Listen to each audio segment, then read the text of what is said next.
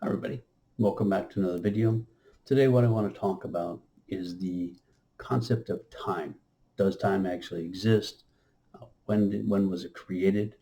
And are there entities or beings that can supposedly operate outside of the concept of space and time, which you hear a lot about, and that's actually a misconception. And I think it's important for people to understand what time is and how it operates as we move forward into 4 and 5D, because our perception and how we interact with time is going to be different. So I think you need a basic understanding of what time really is in order to function well, in order to be able to understand what's happening as you go through. To start with, time is a creation. Time was created at the moment of creation. And to understand how creation came about, I did a video on nothing, which is what everything came from, which is all that existed prior to the moment of creation. I did a video about that if you wanted to look at that. I'm not going to go too deep into that. What essentially happened was nothing existed, and it was existed at a point without having to have proof or awareness of existing. At the moment nothing had a thought, what we call, that would be the moment of creation, of which this universe and everything within the universe, all possibilities, timelines, and realities, were created in a single moment for nothing to experience itself. At that point, it created source and so on through light, energy, and vibration down to atoms and so on. But I'm not going to go into all that right now. At the moment that nothing became physical awareness of self, at the point of awareness of self, time was created. Because in order to have an awareness of self, you have to be able to compare it from moment to moment. And it's the same with having an experience. The creation that we are in now, what we're doing is we're having an experience. And our experiences have a beginning and an end. So time was created at the moment of creation. And as long as you have creation, no matter what dimension, no matter what level it may exist at, time will always exist, because there's an awareness of existing, no matter how you may experience time. And we compare that to our level, so it's not really, I guess, even fair to do so, because it's going to be different at different levels. But the fact is, time is always existing as long as there is creation. And as I said, time was created. Everything that exists within this universe, all possibilities, timelines, realities, and so on, were existed in and created in a moment, a single moment in time. They're not created. It wasn't created in the linear manner that we have, but that creation nonetheless had a beginning and an end. We are now experiencing that creation. Of course, we're stretching it out a little bit. But as that happened, in order for us to have the experience, what we did is we took those individual and independent moments in what we call space-time, and we put them together in a fashion, a manner, in order for us to have a certain experience. You can look at it a couple different ways, like say a video. You have a DVD, and within that movie, within that DVD, you have multiple chapters and scenes within each chapter. And no matter what chapter or what part of that movie you wanted to watch, the rest of that movie, the rest of the video still exists simultaneously. Whether you want to watch the beginning, the middle, the end, or if you want to go watch a certain scene. And you can consider our experience here, our existence. Say it's simply one scene from the movie. And we've taken the same thing when you make that video, when they make a movie, they take individual pictures. And maybe they're taking 100, 100, 500, 1,000 every second. But the fact is, a video, a movie, anything that we ever see is made up of individual, independent moments, snapshots of time. And that's how the universe exists, and that's how everything exists. And as I said, what we've done is we've taken one series of in those individual, independent snapshots, those moments in space-time. We put them together in what we consider to be a linear fashion, so we can flow from one to another and have a particular set of experiences. It's the same thing within the movie. If you wanted to see a certain fight scene, you go to that fight scene. And the fight scene is put in a particular order in order to create a fight scene, and in order to create an experience for the observer. Our life is done the same way.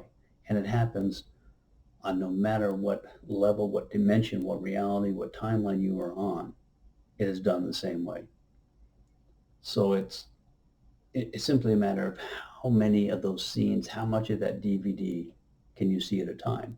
And as we start to move into the fourth dimension or towards the fifth dimension, we're going to start being able to see multiple scenes simultaneously.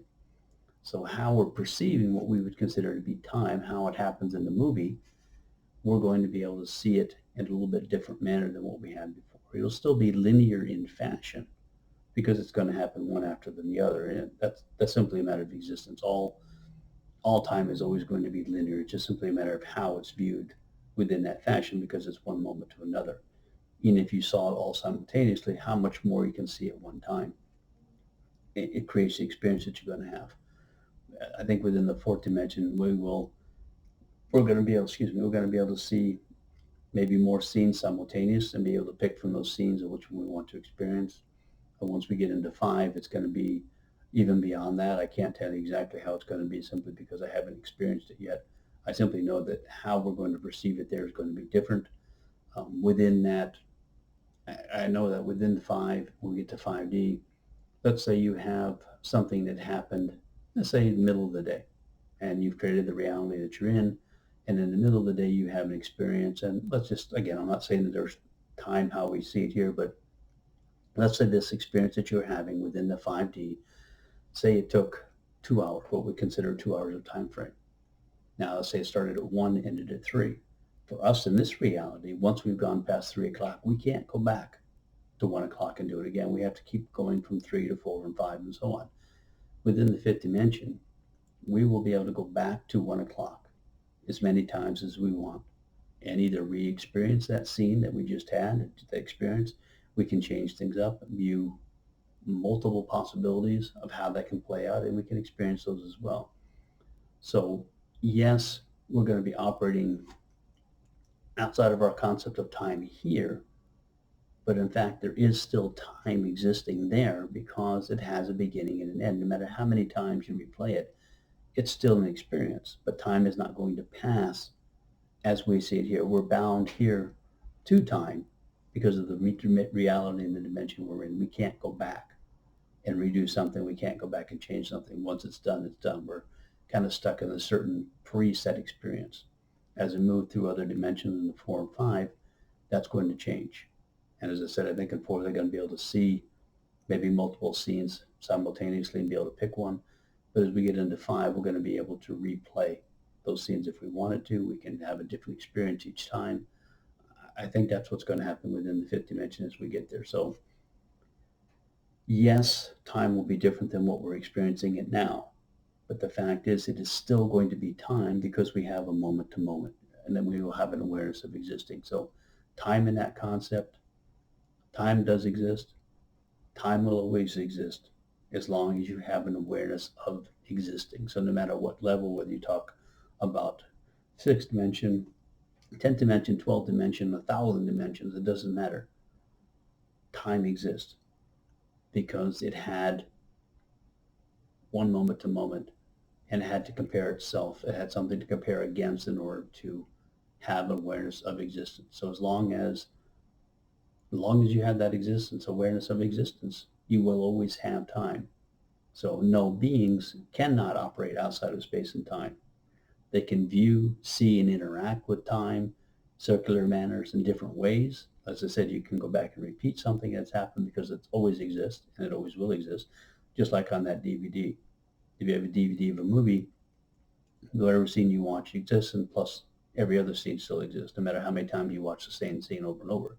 The difference is, hello patches, the difference is in the DVD, you can't change the experience that DVD is presenting to you other than by changing your own feelings and how you observe it. But you can't actually change the events. We will be able to do that as we start moving through 4, especially when we get into 5. We will be able to start changing those events and repeating them into other things. So the concept of time, just to kind of sum it up, yes, time exists. Time was a creation at the moment of creation. Creation is time. Time is creation, essentially. And as long as there's an awareness, There will always be time. It's simply a matter of how you deal with time, how you perceive it, how you can interact with it. But you are never beyond or outside of time. That's a third dimensional way of thinking about it, because we see time here as the only way that time can exist. And if something doesn't follow our way, it has to be outside of it. Well, it doesn't. It's still time. Whether a second is a million years here and a second at some level of someplace else, it doesn't matter. Time will always exist. So keep that in mind as you move through. You're not moving outside of time. You're going to be able to simply view, change, and manipulate time a little bit different than what we can do here. Anyway, have yourself a good day.